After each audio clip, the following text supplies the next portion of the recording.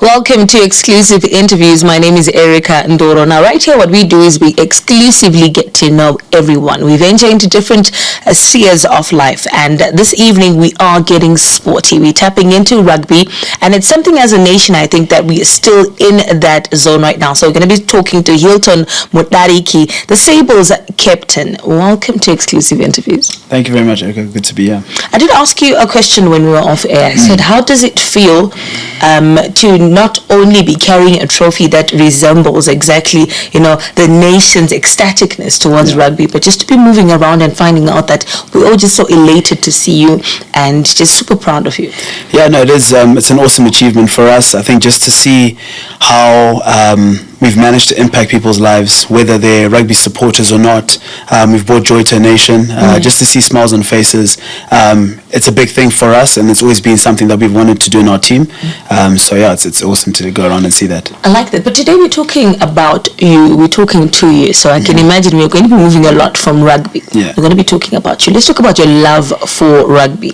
Not playing it, but the love for it. When did it start? How did you pick it out of all the sports to say, no, I think this is where I'm at? Yeah. To be fair, I picked rugby quite late on in my high schooling career. I was a very keen cricketer growing up. That's all I've wanted to be. That's all I wanted to be growing up. I think from like the age of 5, I wanted to play cricket for Zim. That's what I wanted to do. Then I moved to South Africa for school, and the schoolboy rugby in South Africa is a massive thing, like next level. If you think like St. John's versus St. George's is big, where you get like 3,000-4,000 people. South African game, you're getting like 10 to 15,000 people. So like, the hype, when you're in high school, the hype is cool.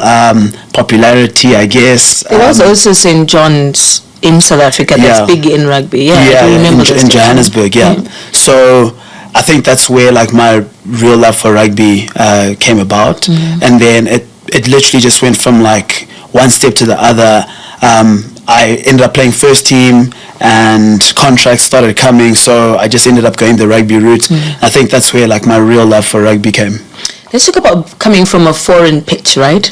And then I can only imagine there's a culture shock. Yeah. You come back and you're where we are trying to group the concept of the rugby culture here. How has that been like for you? It was tough because obviously being in like a foreign country, language is always a big thing. Rugby in South Africa, Afrikaans dominated kind of sport, so having to pick up on Afrikaans because coaches sometimes would just explain everything in Afrikaans. Yes, and you can't really say, listen, I don't understand, or can you slow down for me, because 80-90% of the people understand, even 95. So you just kind of pick up on actions and like what people are doing. So that was probably the biggest thing for me, just in terms of that culture shock. Language barrier was quite a big thing. Whilst we're still there though, with different pitches and cultures, what do you think that we should do better, or we are doing better? It could be the other way around. As on our fields, that is not being done or being done on other pitches? I think just starting from a young age, something that we could definitely do. If you look at kids that are, so I keep using South Africa as an example because I grew up in that system from school. When they're in school, when they're like really young, or even before like your grade 1s, rugby's like already embedded in them. They've got a ball in their hand, they're playing with it. Whereas like in Zim, rugby is not really a big thing. I think we're starting to get there slowly but surely, but it's not a big thing from like a very young age. A lot of kids within Zimbabwe are starting to catch on to the sport when they get to high school, but then in other countries they're starting off from like a really, really young age, which then helps with development. So I think that's something that we could definitely work on. But if you look at the things that we're doing really well, I think our schoolboy rugby system is in a really good place at the moment, where you're getting very competitive games amongst the schoolboys. But yeah, something that we can definitely work on is starting at a young age. Tell me the first time that you heard your name being attached to the word captain. What did that feeling feel like? Euphorically, let's go there. I think my first team that I've ever captained was probably like grade 6. So it's not so you're not new to this. Okay, that's where it like kind of started. Didn't really take it seriously because there was not much to do. You know, when you're young, it's hard to control a lot of kids because everyone's just on their own kind of thing. But having gone through like high school, I captained the cricket and rugby and all the age groups that I played for. I captained the first team cricket from when I was 17 years old, so I was having to deal with guys that were older than me, which was really tough. And I think that's where, if I can say, that's where my captaincy kind of development came, was then managing people that are older than you, getting them to buy into what you believe in and what you want to be achieved. I think that's where it kind of kicked off, and then then the national team captaincy came about in 2019. Talk to me about expectations before a game. Yeah. I've always wondered, because rarely do we ever get to do certain things that you don't know how to cap them. You play a game and it's really up to there's a wind to it. Yeah. The expectations before a game, what do you say to yourself just in case it's 0-3? For me, having like, as captain, I've got two things to worry about. I've got my own personal performance, and then I've got the team's general performance. So for myself, I'm just kind of telling myself not to put myself under a lot of pressure, and just to play and to enjoy. I think enjoyment is the most important thing. If you're not enjoying what you're doing, like, why are you really doing it? So making sure that I come off the field and say, geez, I really enjoy that. It's never going to be like that, but just trying to make sure that I do enjoy what I'm doing. And then secondly, the team, showing how calm I am, because if I start to panic, that might rub off on someone else, and then it becomes like a domino effect, where you need calm heads on the field. There will be some guys that will go into panic mode, but you need to be that calming voice, that calming presence there. So that's something that I always try to tell myself, to be as composed and as calm as possible, because as you said, there are huge expectations. The expectation is to go out and win. It's as simple as that. Yeah, it is as simple as that. It's as simple as that. But not only do you have that heaviness weighing in on you, it's also nationally. Yeah. Have you ever gotten to a point where you feel like, you know what, I can't do this, let me quit, I don't know, let me try music or something else? To be fair, there have been times where I have thought about just calling it. One point that comes to mind is when same qualifiers in 2022, trying to qualify for a World Cup. We lost in the semi-final, and if you look at our build-up towards the qualifiers, we were meant to qualify. Like, there was no excuses whatsoever. Preparation was good. Financially, we were being backed, so we had no excuses, and we came short.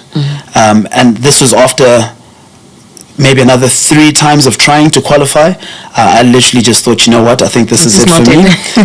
Let me just call it. But then Coach Pete, who came into the system now, and when he took over, he kind of swayed me to just give it one more crack.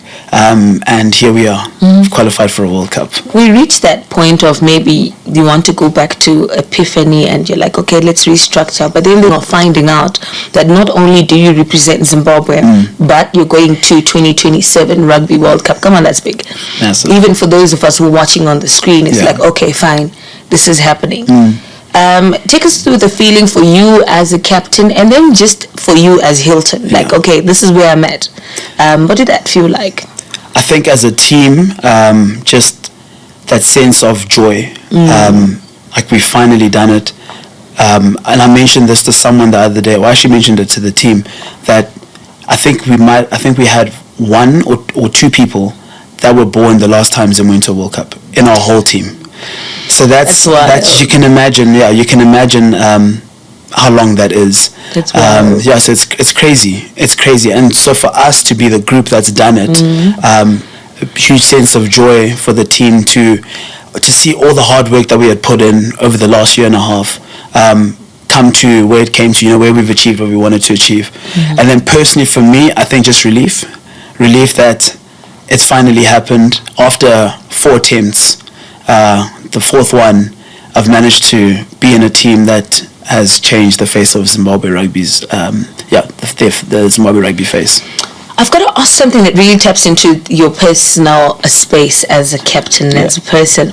You work in environments where, just some people may not be so palatable for you. And you're like, this is just because of the team. Not applying it to this particular team that's here. Just in general, what do you do when you have someone on the team that you think you shouldn't be with, but it's good for the team? How do you file up your personality to just make sure it goes well? That's a very tough one because we've had situations where, we've had some trouble boys in the team that you have to manage. But I think the nice thing for me is, what I believe in is shared leadership, right? I don't believe that because I've got the captaincy tag next to my name that I can deal with all issues. I like to get other people to help me. So if you look within groups, you have little... I wouldn't say groups, but you have little cliques in inverted commas. But there's one person within that can tap into that particular person that might be a troublemaker and get into their head and say, listen, like, you need to calm down, you need to chill, or whatever it might be. So that's what I like to do, and I've got a great leadership group that help me with that. So it's not like the team is hearing my voice every single time, because if you hear someone's voice every single time, you get bored. So it's nice to get someone else to say something which then benefits the whole team. Absolutely lovely. We are speaking here to the Sables captain, Hilton, and please do not go anywhere. We will be right back.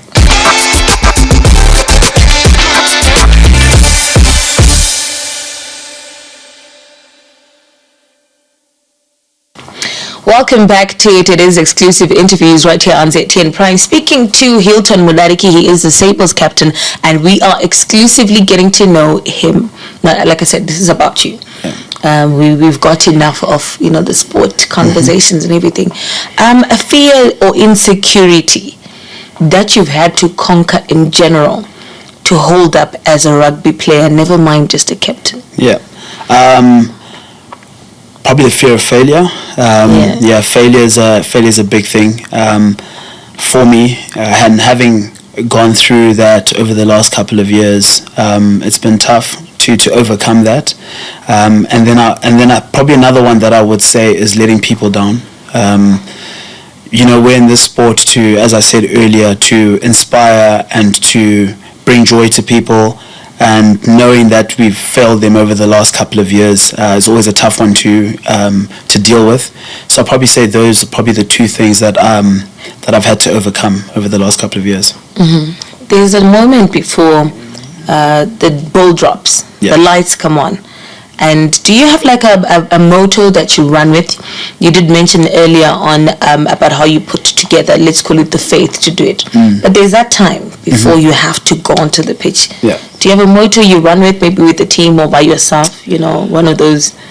For myself, it's always enjoyment. So I'm a big enjoyment. Oh, wow. I'm a big writer. I like to jot stuff down. So we've got a book. You get assigned a diary when you come into the team, and it's for plays and notes and things like that, whatever you want to write in there. So I usually set myself goals for the team and for myself before every single game, and every single time I finish jotting down everything I want for that particular game or training, there's always enjoy with a smile next to it. I like it. Things do get tough. It does get heated out there, but enjoy and play with a smile on your face. Those are the two most important things for me. I like that. I think I'll take that too. Just enjoy it. Because whatever the turnout is, you must enjoy it. Earlier on, you did mention that if it were not rugby, in fact, it was not rugby that you wanted to be in. It was cricket. But now this is where we are at. Let's remove cricket. What do you think you would be doing now if it wasn't sport? Writing, maybe? Probably philanthropy work. It's something that I'm currently involved in outside of rugby, giving back, trying to make a difference within the communities that we do come across, or that I do come across. I'm from Goromonzi, so there's quite a big community out there, talented kids that don't really have the opportunity or don't have the opportunity to be seen. So it's something that I'm very passionate about, and I'm trying to help out as much as I can out there to better the community that I'm from. The good thing about sitting where you sit, apart from the captain badge, is that you get to represent a lot of hope for other people that want to be in the same space as you are. But let's talk about the ones that are in your space. Yeah. What do you wish in your field people could be more vocal about, especially in Zimbabwe? Player welfare is always going to be a big thing. I think how we treat players is super important. Sometimes within various organizations, players have not had the opportunity to speak up, or aren't given that platform to speak up. They're representing the country, they're representing their families, and I personally believe that they have the right to speak about player welfare. And that's something that I believe Zimbabwe Rugby have gotten right over the last year and a half. If you see the change in player welfare over this period, player welfare brings performances. We've gone for 14 games and we haven't lost a single game. Players are happy. When players are happy, they'll perform on the field. And that's what we personally believe. So I think that's something that other organizations can take on board in order to, number one, make sure that their players are happy, and number two, the results on the field. You are speaking to young rugby players, you're speaking to people that hope to be future captains, right? Or maybe those that have failed at it. Now let's speak from your gut. Yeah. What do you say to that one who's an 11-year-old who wants to play rugby, who's looking and listening to you right now? I'll tell them two things, and this is what I always say, and I've mentioned it already. Number one, enjoy what you're doing, because it doesn't last for long. True. It really doesn't last for long. I promise you, when I first got into the Sables, I think I was 21 years old, and then I look now, it's been a decade that I've been part of the team, and time is going quickly. I was the young guy in the team. Now I'm like one of the older guys. I'm rooming with a guy who's like 19, 20 years old. I'm like, no, this is crazy. Like, where has time gone? And then the second thing that I would tell them is that hard work will always pay off. I did have talent, but with my talent, I always told myself to work hard, because as I mentioned earlier, I've been in systems where, for example, I'm not South African. I need to work twice as hard, 3 times as hard to make the team. I had a stint in the UK for 5 years. I was not English, but I needed to prove myself every single time. But I managed to do that just through working hard. So whether it's staying at training for an extra 30 minutes, just make sure you do it. Whether it's running that extra fitness test, make sure you do it, because eventually it'll work out. It might not be there and then, but at some point it'll definitely work out for you. How do you feel about I call it the lack of history acknowledgement, that comes with rugby? So we're in a space where with soccer we can name your Peter and Levels, and we can go all day.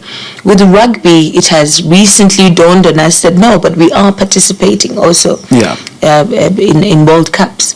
How do you feel about that? What are you doing to make sure that generations to come, or even this particular time, we've got some information, we know how important this is to us as a nation, and more so to you as a team, because that helps us celebrate and have a meaning. Yeah, no, you're 100% right. I think there hasn't been much documentation on Zimbabwe Rugby and its players as well over the years, and I think also maybe just not playing at the world stage hasn't given us that opportunity to kind of get our players out there. But having conversations with guys within my team, I think it's so important that we make heroes of the people that are here now, and I always give this example. Tendai Mtaurira, yes, came from Zimbabwe, is Zimbabwean, but he's actually South African. Yeah. He's actually South African, and we look up to him. When we talk about rugby from Zimbabwe, we talk about him, but he's not Zimbabwean anymore. He's South African. More South Africans, celebrated there. exactly. South Africans celebrate him, so let's celebrate our own, and it's something that I believe that we can push.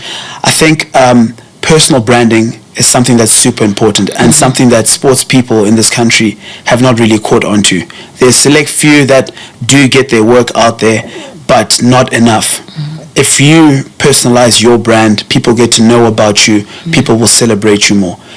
So it's it's something that I'm trying to pass on to the guys that are coming in that are a bit younger. It's something that I have taken upon myself to do, and slowly but surely it's kind of working out for me. And it's not just for rugby, it's for later on in rugby. You know, you associate yourself with different brands. When you're done with rugby, they'll still take you on, they'll still look after you. So it's something that I believe we can do a lot more of within Zimbabwe. Let's talk about the personal branding. So well, within wording, you'd think it's self-explanatory, right? But it goes beyond the t-shirts that have got your name on it.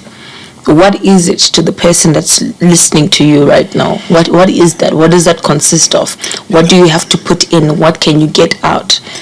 I think what people need to do is, you might be known as Hilton the rugby player, right? But you need to remove yourself from that and then find out exactly who Hilton is, what is Hilton passionate about away from rugby. Once you work on that, then the rugby will definitely kick in and everything will merge together. Because one of the biggest things within sport, especially when you're about to finish up, is identity crisis. Because as you're going through your career and you keep telling yourself, I've got time, time runs out. You actually haven't worked out who you actually are as a person, because for 10 years you've just been that rugby player. If you go into the street, who's Hilton Mudariki? Oh, he's that rugby player. But now you're not that anymore, you go into a crisis. But if you're working on your personal brand away from the sport you're associated with, you find out what you're really passionate about, get that out there. Once you're done with rugby, it's literally an easy step towards going into what you really are away from that particular sport. I think sport is one of those things that put you in that space. It's quite interesting, really, speaking here to Hilton Mudariki. It is exclusive interviews. Please do not go anywhere. We'll be right back.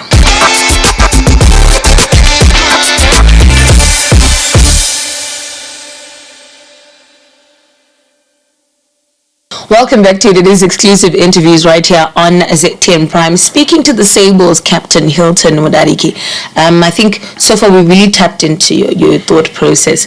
But we've also got to know, like, the clinges, you know, you've got those moments where you're like, what was that? Do people still have footage of that? I hope nobody remembers that day.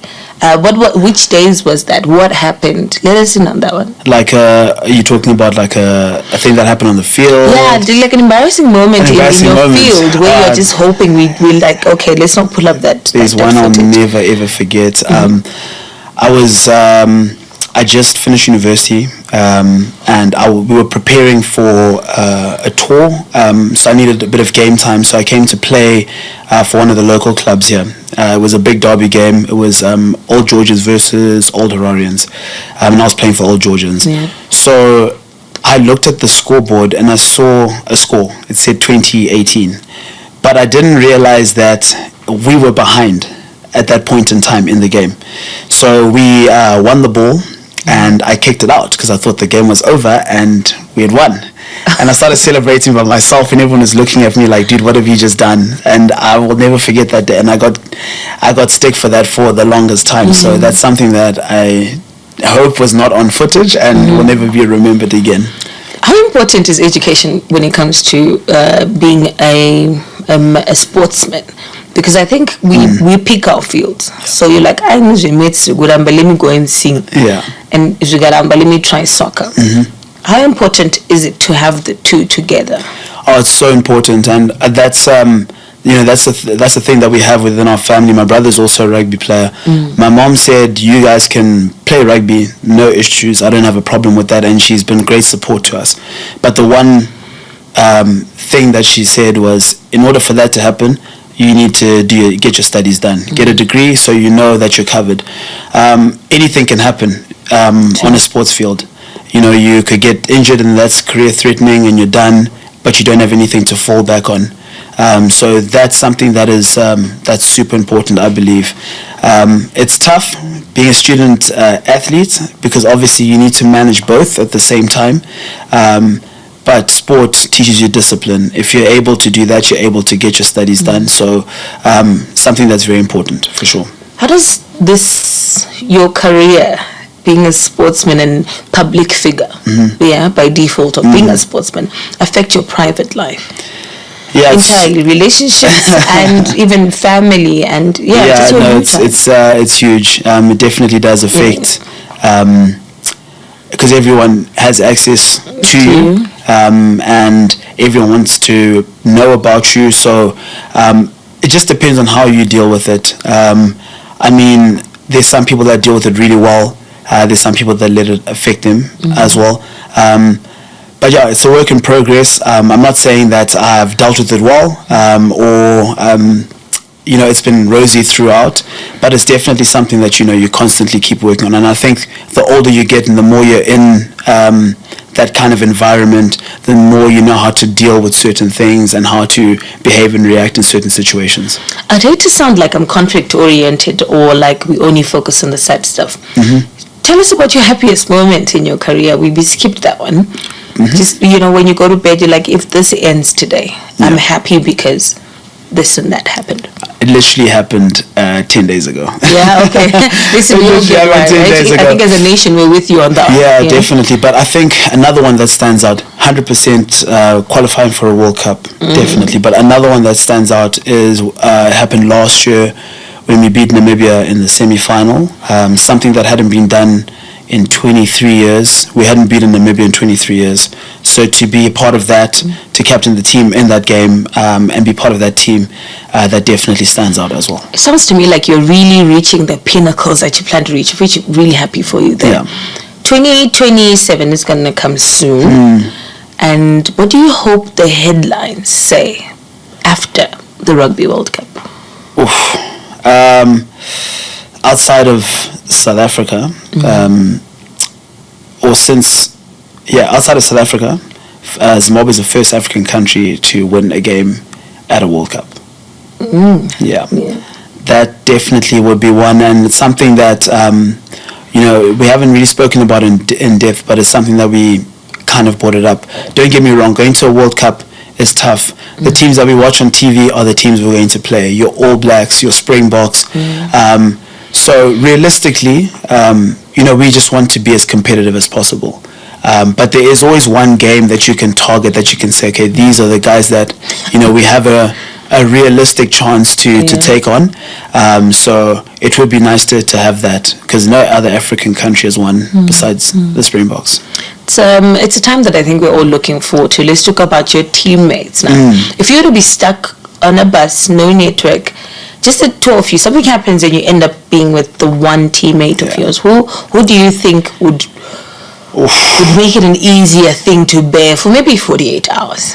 Who would I be with? Who would you want to be with? And okay, fine, we can pull through, we can make a plan to survive.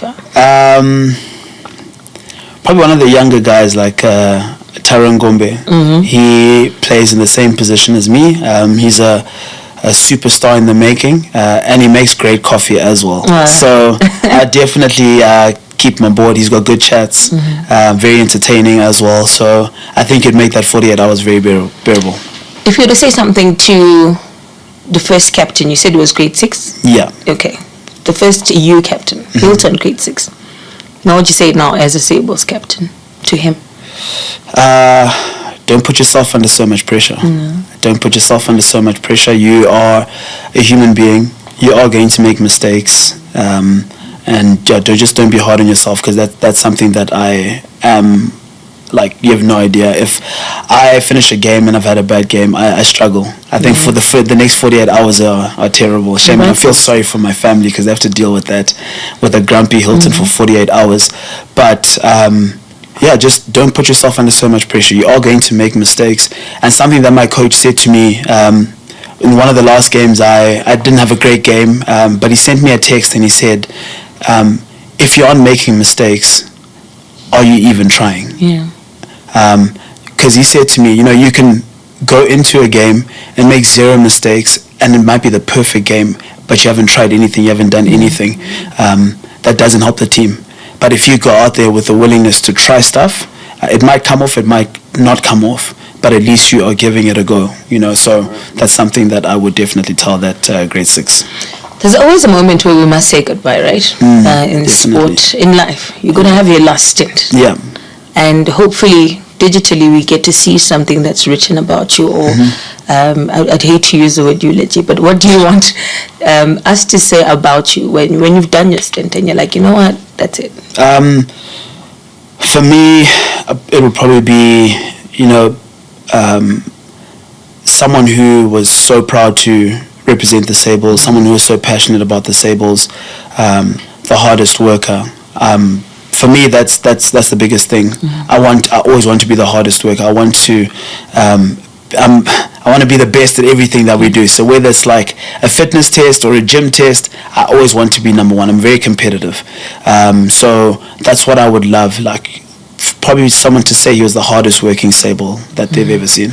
I think we already think that of you. Do you have a nickname?